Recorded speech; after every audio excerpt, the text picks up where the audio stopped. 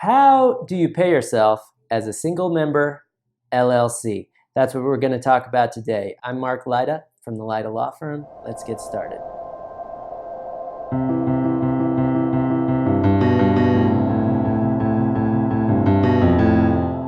So you're a single member LLC. How you pay yourself depends on whether you have elected to be taxed as a sole proprietor or as an S-corp.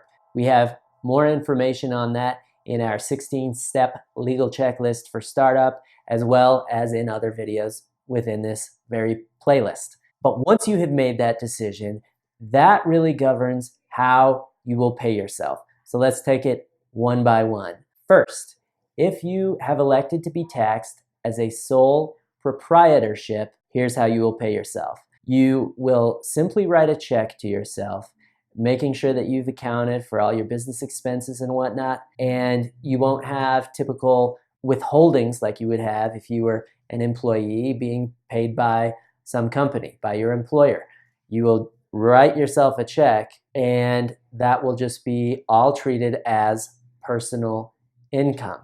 However, you will have to pay self-employment tax on your income, and those rates can be very high. You will have to file quarterly taxes and pay your taxes on a quarterly basis. So once you are bringing in enough money from your LLC to make a living wage, it is typically advisable in a single member LLC to be taxed as an S corporation. So here's how you pay yourself as an S-corp.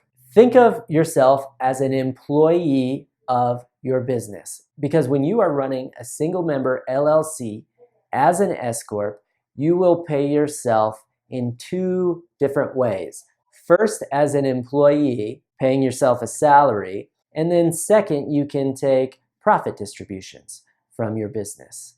Now, the IRS requires that you take a reasonable salary from your business. In other words, they don't want you to pay yourself all through profit distributions, because those profit distributions are taxless.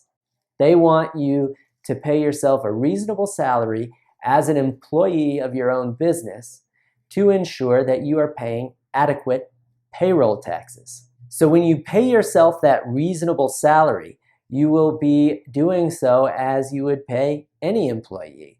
The difference is you have to pay both the employer and employee sides of your payroll taxes. So I suggest using a payroll system to make sure it is all done adequately and properly for you, and make sure those withdrawals are being taken out and all your payroll taxes are being paid appropriately. Now, what is a reasonable salary? The IRS does not define it necessarily with great specificity.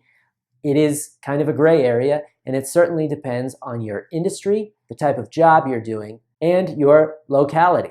How much are people in your state or city being paid for doing the same type of job you're doing?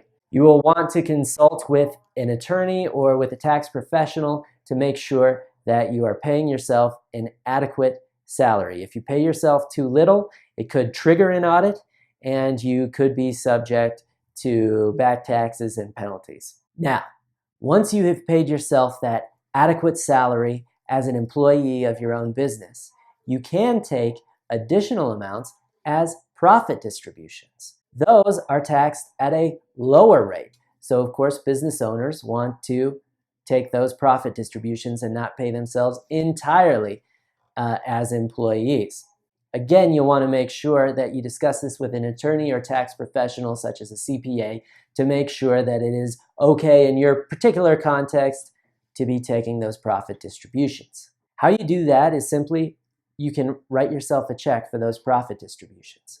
But you want to make sure to pay quarterly taxes on those as well.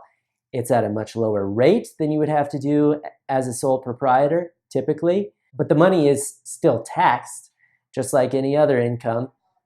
So you want to make sure not to get behind on your taxes and get hit all at once when you file your income taxes on April 15th. So if you are making a full-time wage from your business, it is typically advisable to be treated as an S-corp. Pay yourself a reasonable salary as an employee of your own business, and then take any additional amounts as profit distributions, which are taxed at a lower rate. Those are the basics on how to pay yourself as a single member LLC. Thanks for watching, and please remember to click like and subscribe to help keep legal education free for small business owners.